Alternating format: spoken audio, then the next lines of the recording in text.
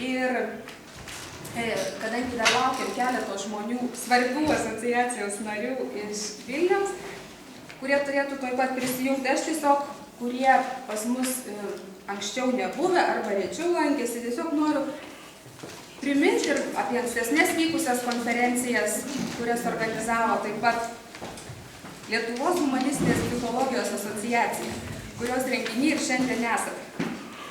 Kadangi asociacija šiaip ar taip kitais metais švenčia 20-metį, tai ir konferencijos šitos kasmetinės jau negalėjom suskaičiuoti, kiek metų jos vyko. Aš atsekiau, užsirašiau ankstesnės vykusias bent jau 6, bet žinau, kad jų buvo daug daugiau čia Kaune. Ir temos kas metai būna vis laikas skirtingos, dažniausiai bendradarbiaujant su vis kokia nors kita katedra, šiais metais daugiau tarsi išeina su kitu universitetu. Šita konferencija iš vis tokia labai netipinė, nors ir Vytauto didžiojo universiteto patalpose esam, bet pranešėjai, neskaitant asociacijos narių ir psichologų, daugiausia iš dabartinio Lietuvos sveikatos mokslų universiteto. Nors viena pranešėja, žinau, kad taip užsimaskavo šiek tiek, kad ir iš Žemės ūkio universiteto, tačiau bendrai ryšiai yra vis tiek su sveikatos mokslų universitetu. Kas irgi taip gana netipiška, žiūrint į šios dienos tą mūsų temą kūryba ir dekonstrukcija.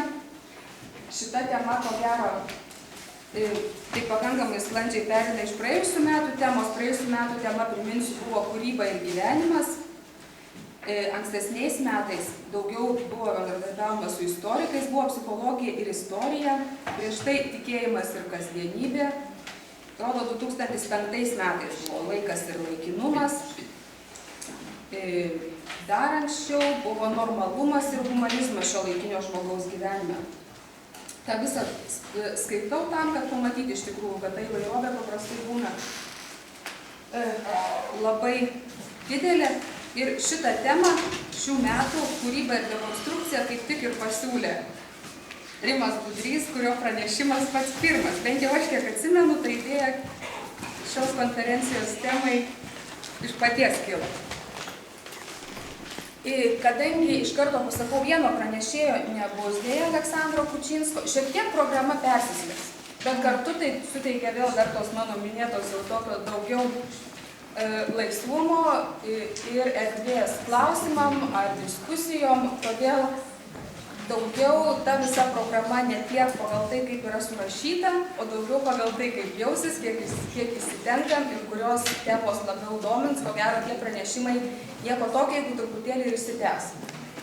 Tai dabar ir nežinau, ar gal jau galim ir pradėti.